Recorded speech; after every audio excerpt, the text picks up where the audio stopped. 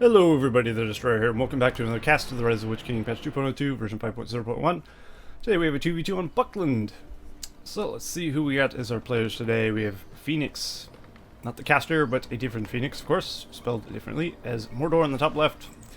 And his partner is Belsebub, as Isengard in the top right. Bottom right, we have DreadReapr, who is the Men of the West, and his partner today is MattysMirk. So, he's Angmar, and so that is Angmar men versus Isengard and Mordor. Alright, fair enough. Let's see what they're doing here. Seems Fenix is going with... It's going to be very confusing.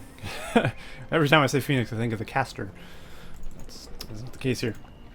Anyway, he's going an orc pit, of course, and then going into a third slaughterhouse. We have a clan steading from Belsebub, who is going that, and then getting his third furnace. Yes, forgot they were called for a second. DreadReapr going for the barracks after a third farm, so going more economy straight up at the beginning, and then getting another farm in the back here. That is a lower production farm, but is a safer farm probably, I would imagine. There's only so many ways in Buckland. That is the kind of the strength and the weakness of this map, is it's very narrow and things happen in a corridor more or less. But you can sneak around from the sides, it's still possible. I am the fist of Angmar. It's just obviously you have these little things jutting out, making it possible to actually go truly from the back. We have our first thrall out from MattysMirk, who is sending out probably towards the outpost to try and capture that as soon as possible. Maybe he'll be going to no, he's probably heading for that. Most players will head for that first in this map. It's kind of silly not to, honestly. Either you want to knock it down if someone's already had it, or you want to capture it if no one has. Or try and take it if someone has. But generally speaking, if someone's taking it, you probably just want to knock it down because you won't have time to deal with it. Some wildmen being brought down over here. So Belsebub looking to go for some wildmen raiding.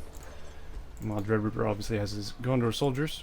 He knows the wildmen are coming, so he's positioning these Gondor soldiers accordingly.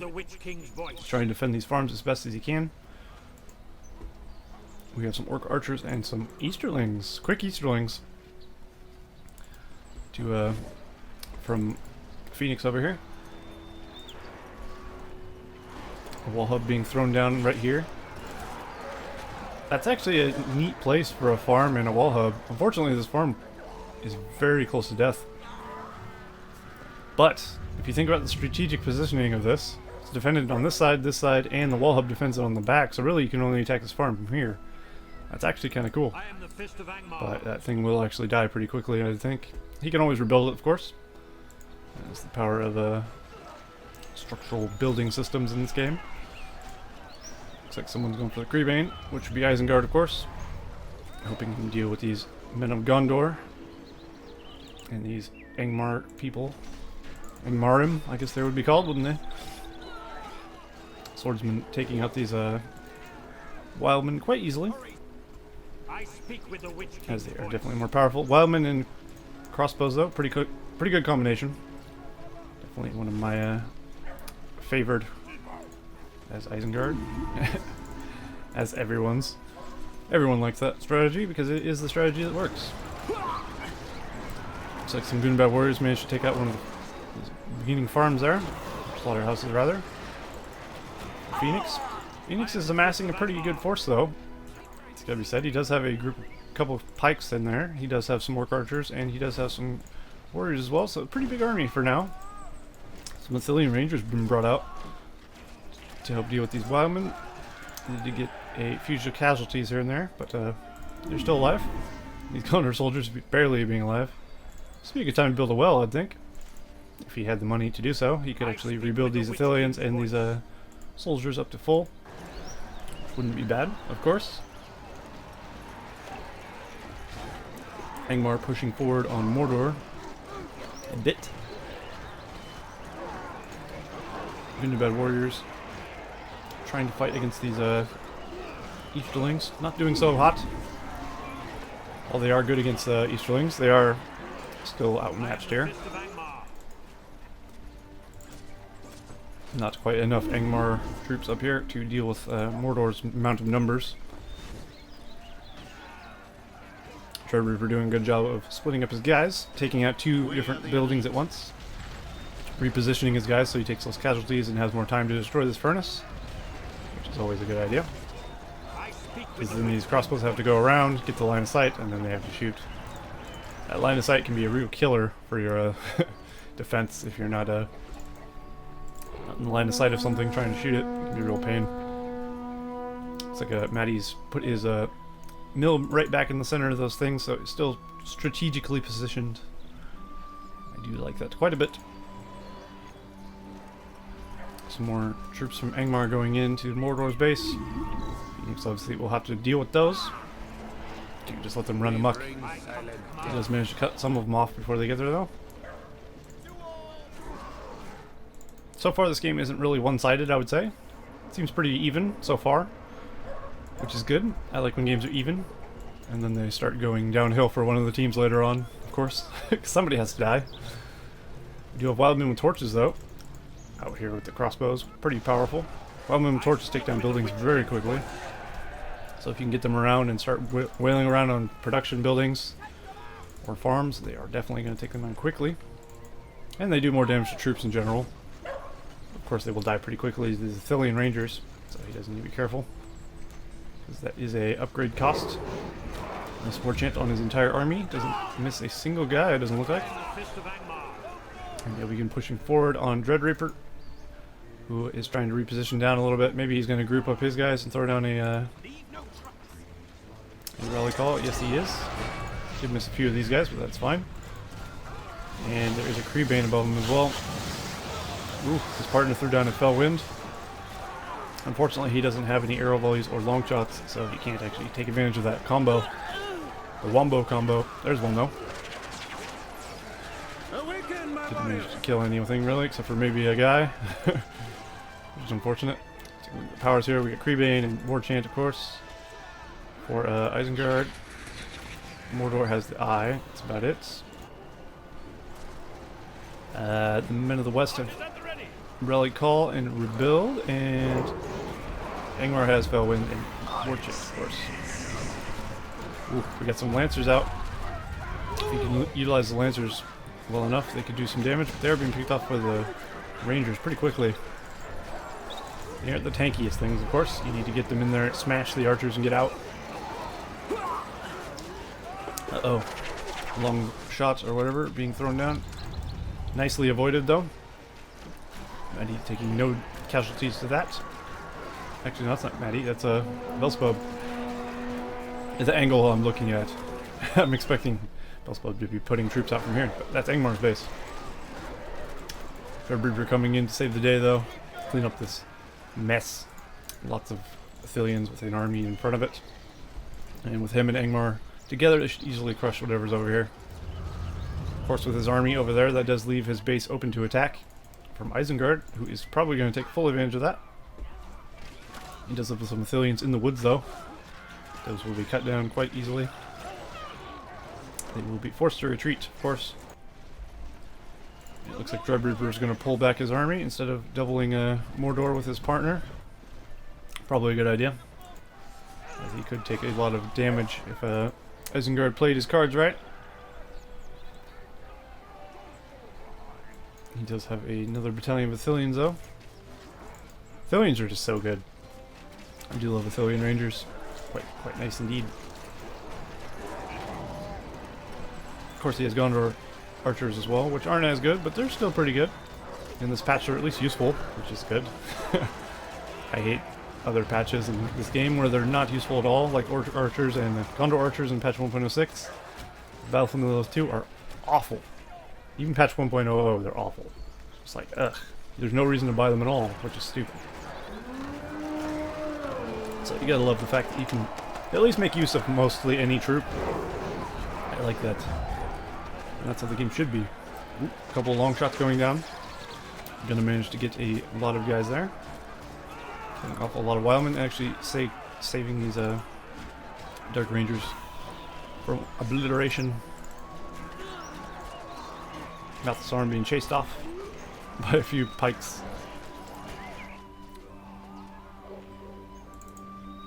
He will flee for his life. But yeah, so far, I would say no team has taken any severe structural damage. Nothing too serious. We do have summoned Wildman from Isengard, so they did use that at one point. That was probably what was attacking these guys over here before they got long-shotted. Angmar does have summoned Wights, so that should come in handy at some point, and he is pushing forward on the base of Fenix, of course, taking up this slaughterhouse. Fenix going for a drummer troll. Nice. Drummer troll in this patch, if you weren't aware, are buffed, so they're not as freaking easily killed as they used to be. A bit more tanky, so you can actually make use of them. And of course, they do come with a fear, which is nice. They don't do a ton of damage, of course, but that's not really why you bring them out. You bring them out to do damage in an indirect way. Obviously giving leadership to your troops. Sorry if that was loud. I didn't put it down that heavy. We do have alerts on the field here. So Isengard will be employing alerts as his hero for now. He does have a large army in the back of his base. He also upgraded his Warg Rider pit to Warg 2, Warg pit. He'll be having Warg Riders soon enough. He does see DreadReapr bring his army in. That's why he pulled back his troops. And now a big assault on Belsebub's base begins. Lots of Arthelian Rangers. It's going to be difficult to deal with for Isengard. I think even with the Warg Riders, it's going to be difficult to deal with. Just because of the amount of them. He'll have 1 battalion of Warg Riders, and it's not quite going to be enough to deal with, is that 4 battalions? Ooh. That arrow volley actually took quite a few of them with him, actually. It's actually twice. But yeah, that is a big casualty there. Giving him perfect time to actually go in there. Throwing Crewbane up as well. Lurch needs to actually go into sword mode. What is he doing? There you go. So he doesn't really need to be in it. I don't understand why people put melee heroes in an aggressive stance so often against troops they could kill in one hit anyway. It's just something I don't get. Perhaps just forgetting, or just they think they do more damage. But if you're killing a unit in one hit anyway, you're not really doing more damage, you're just taking more damage. If you think of it that way. It's my unprofessional opinion. Of course, I am shit at this game, so take my opinion with a grain of salt. There's Tom Bombadil. The scariest looking thing you could ever imagine. The thing nightmares are made of. He looks very shiny, doesn't he? He's made of plastic. And chased by a plastic singing dwarf thing. I don't know what actually Tom Bombadil is supposed to be. I don't. Like I said, I've never read the books before. I can't remember them, so I don't know anything about Tom Bombadil or his origins. Maybe someday when I get around to reading the books. Quite frankly, I'd rather play video games than read, so that's not going to happen anytime soon. Unfortunately for me. The Warg Rider's getting a decent run through there. Ooh, fair volley going down. It was an Angmar one though, so it didn't actually kill anything.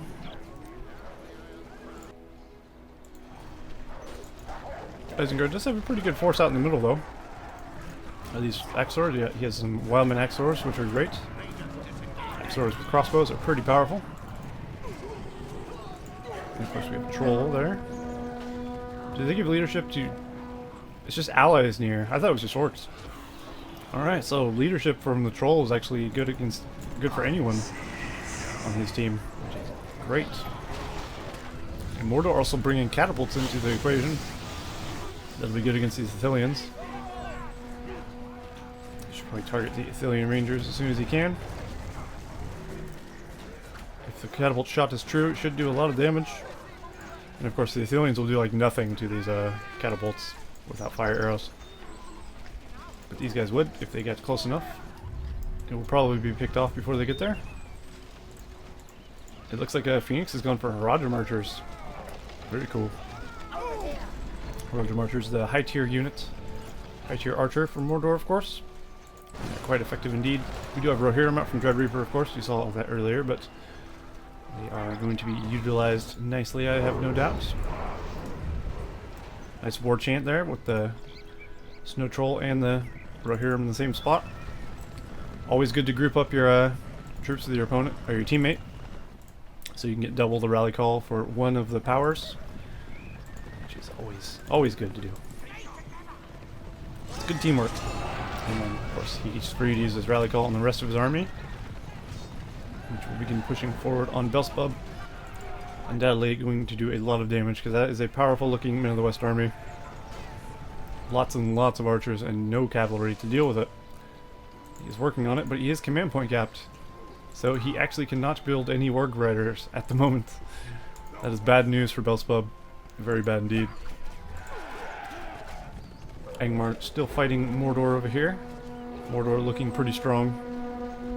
He's got pikes, he's got good archers, he's got leadership for them, and he's got catapults and orcs. He's just got a good army in general. Of course, Angmar's army is no slouch either. He does have lots of Dark Rangers and some other stuff. Although, of course, the catapult will do massive damage to the Dark Rangers. Although a nice summoned orcs in the middle of the army there.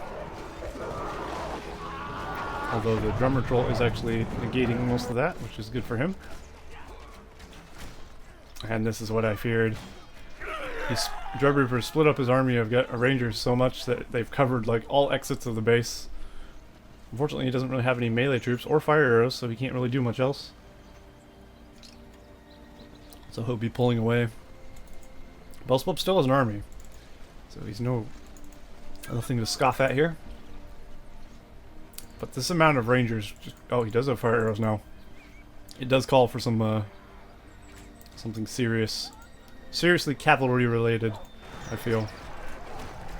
Maybe Belsebub should trade in some of his units for cavalry, because his army will not cut it against that, I don't think.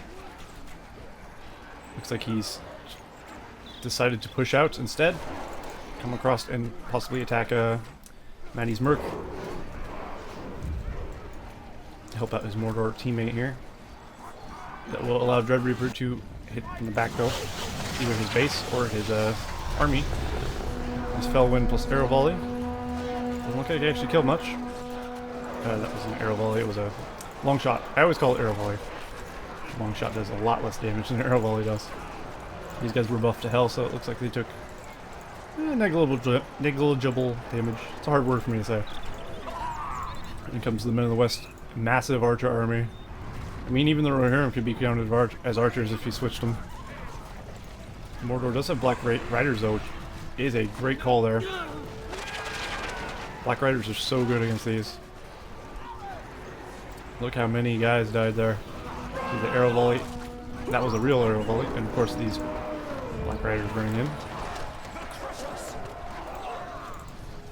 Okay, DreadReapr's army getting completely crushed here. He still has a fair amount of guys, but he has lost a lot. Mainly in the archer department, of course. This is a very archery heavy game, I would say. Pretty good though. Isengard going for an attack against DreadReapr. So Belsebub looking to do a little damage. And I'm sure he will. Looks like DreadReapr actually has the marketplace out on the field, which of course gives the increased farm production by 12% when just on the field. It actually does it for your ally as well, if your ally is Men of the West. I noticed when playing a different game, it just says from farms. So anything that's called a farm gets the buff on your team, of course. Which I found interesting, because I didn't think it would go with your teammate. None of the other ones do. I mean, maybe the Dwarven one does. Actually, don't know. If your partner has a Dwarven mineshaft and you have Dwarven riches, does that count? Maybe. Maybe not. Mordor hitting his own guys with the catapult there. Maybe taking one or two Dark Rangers with him in the process. And managing to finish off that battalion there. Almost.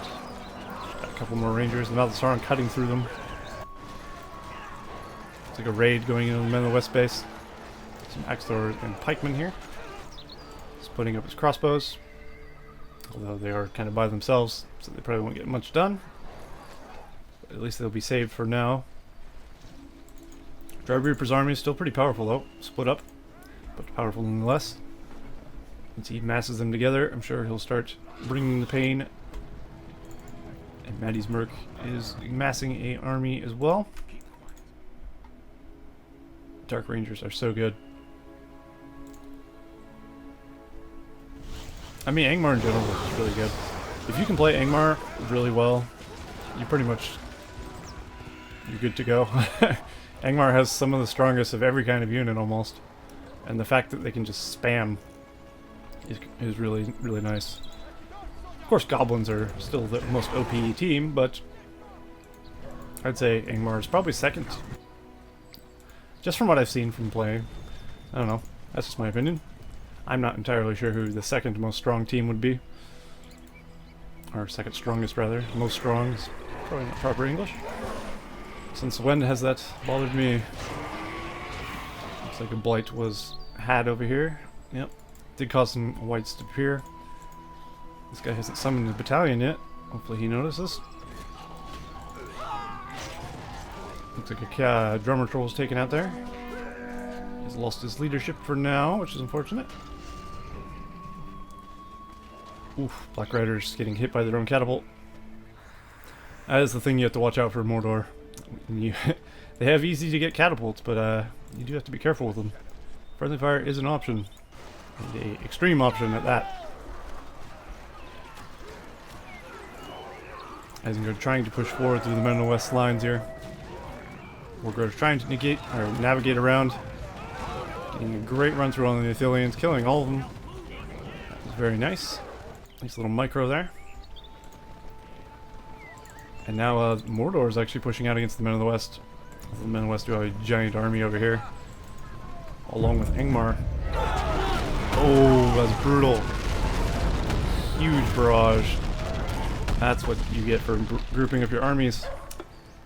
You have to be careful when that happens, especially when you're facing a team with Barrage or Watcher. Which is pretty much all of them, aside from what, the Elves and the Men. And yeah, I think that's it really. So yeah. Most teams have a giant AoE that can kill a lot of armies. Even Angmar doesn't have that, but they do have Blight with the Fellwind arrow volley combo, which would pretty much do the same thing, if not better. If it hits on top of a Blight, it's pretty much devastating, I'd say. It's huge. It is a 3-power combo, of course, but it's pretty effective at killing an entire army. Even without the Blight, it's still pretty effective. Now Mordor's actually gaining some ground here, along with Isengard. Nice to see, because it's kind of started going very heavily into the bottom team's favor, I'd say. DreadReapr had very powerful armies out for most of the game, and now he's in a bit of trouble. So it's been back and forth very much so in this game. Angmar, of course, coming to the aid of the Men of the West. These men need to be sent in.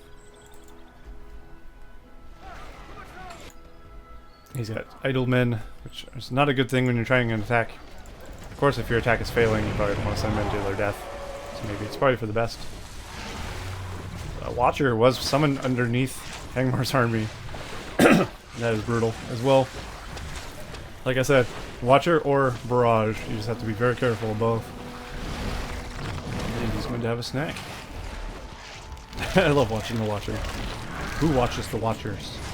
I do. The caster, of course. Wildman summoned in the middle of the Men of the West army there. It's going to take out a lot of Rangers, I have no doubt. Along with the War Chant, of course. Powerful combo. It's always been utilized in Battle for Middle-earth. It's just very good. And look at the Men of the West lines fall there. Wildman doing a great job, even canceling this building. Mordor still has a pretty powerful army out in the field. He does have the Mouth Star on level 7. So he does have his evil eye ability. Almost has Descent, kind of. I haven't really seen Descent used in Rise of the Witch King, I don't think. I don't see a level 10 Mouth Sauron very often. I don't use him myself. Not that he's bad, I just don't. If I have the money for a Mouth of Sauron, generally I spend it on a Mumakil. Just because that's what I do. Not that you should do that. This is a game where Mordor is opting not to go for Mumakil, though. I'm sure he would be doing a lot better if he did, but he doesn't need them. That's the thing. He does have these kind of as a pseudo Mumakil. These things are fantastic. If you can go for Black Rangers or Black Riders, of course you should do that. Because they're just very powerful. It's a battalion of Nazgul. I mean, how can it not be good, right? They can even do the Morgul Blade, and they do have the Dread Facade, just like regular Nazgul. Which is pretty cool. Sauron's taking a bit of damage. He doesn't need to be careful. He could use that Evil Eye on these Rangers, though. If he did so desire. Nice ride through with the Black Riders, killing a majority of these Dark Rangers. Catapult taking out a farm. Mordor forced to retreat, though, to regroup. Needs more men. Looks like DreadReapr has rebuilt his army. His base didn't take too much damage in the assault, so he should be just fine. Let's take a look at power points real quick here. We have Summon Dune Allies and Tom Bombadil, of course, and 14 power points for DreadReapr. We have Saruman out for Isengard. He also has his teammate Fenix has a Balrog ready, so that'll be coming very shortly. Will be good. Let's go over here. I'll probably use it sometime soon. Usually the players don't wait too long to use their Balrog, yeah, Balrog. Of course we have the Watcher, Tainland, Wildman, Dunland, Vision of Palantir, Creebane, and Morchant. 12 power points for Isengard. So the top team doing great in the powers. Angmar doing no less good. He does have 20 power points banked up, and Blight. Summon Whites, summon Orcs, Felwyn, and Warchant. And yeah, that's that. So things are getting to the late stages of the game where powers are about to get intense. Things start to get crazy with the Balrogs and the armies of the dead and all that stuff. Saruman leveling up nicely there. Managing to get to level 2 so he can use his fireball now. Of course, it's nice. I love using Saruman myself. It's one of my favorite heroes to play with just because he has a nice power set. You can steal units, you can lightning bolt, which is amazing. Fireball is pretty amazing. Wizard Blast is pretty amazing. He's just a really good hero. Speechcraft is obviously his weakest thing, but it's still nice to have. Balrog about to do a lot of damage here. Down goes both of the barracks as a DreadReapr. It's going to set back his troop production a bit, I would think. And Balrog will continue to wreck house over here. He does need to get rid of this and this. This mostly though. This is expensive. Level 3 archer range is not cheap. So he does need to get rid of this immediately. Using that and Fire Whip will usually get rid of it. Or you can do that too. Well, he will wail away on it, I guess. Eventually he'll get it. There you go, Fire Whip on the siege works, at least cuts that down. And he will undoubtedly get this. The rebuild won't save it. And he's going to finish it off with a Fire Breath. Should also take the stables with it. Nice use of the Balrog. He did a lot of structural damage with it. Meanwhile, Angmar is pushing forward on Mordor a bit. He was attempting to. Mordor pushing back, of course. He does have black orcs now, which are better than regular orcs, of course. And you just need to be careful crossing this blight, though. As these guys do take damage. If they start dying, then they'll start chain reaction of whites. Of course, you don't want that. Him and Isengard are pushing forward on Angmar, though. This is the time to strike, if any. Because Condor is unable to build any troops. He's literally crippled at the moment. Balrog completely cripples his base. He has 2 rangers to defend the entire realm of the Middle of the West. So he is in trouble. And it's looking like the bottom team is going to lose here, as neither of them are going to be able to produce troops in the second tier. And all the key farms of MattysMirk and structures, of course, are going to go down to Angmar. Saruman is leading the charge here. Wizard Blast should be big. Oh yeah, very nice. He definitely wants to finish this one. So yeah, the only good farm, he still has this one as well, but that one's a little more vulnerable. If Mordor sends an army in, he should be able to finish off MattysMirk. So Fenix should take victory over Matty here, I would think, especially with a tactical leading the charge. Those do a lot of structural damage, of course, and a couple of catapults as well. Angmar is in a pickle. Meanwhile, Isengard, Belsebub, is pushing forward on DreadReapr, who doesn't have anything yet. Doesn't look like he's building anything as well. He just built some arrow towers to take out as many men as possible. Commendable. I think they realized they've probably lost at this point. Karsh and Tom Bombadil trying to take out this army of Mordor. Karsh working down the troll. Tom Bombadil taking down the orcs. Tom Bombadil does a lot of damage. Just so many units killed to Sonic Song. He's going straight to hell for the lives he's taken. But I'm sure he's accepted this. Angmar's fortress taking a lot of damage from the catapults and the orcs here. Oh, we have a Rogash. Ooh, it might be a little too late to the party here. As the base is going down. Just oh, Men of the West base is gone. DreadReapr has been defeated. No rebuild will be coming for MattysMirk. Gets guy's poisoned or something. I think that's an effect of Karsh. He actually drains the life of units around him or something. Takes slight damage over time and minus 33% speed. So he's actually really good to have against an army for his abilities. I've heard he's good against spam, which I could believe.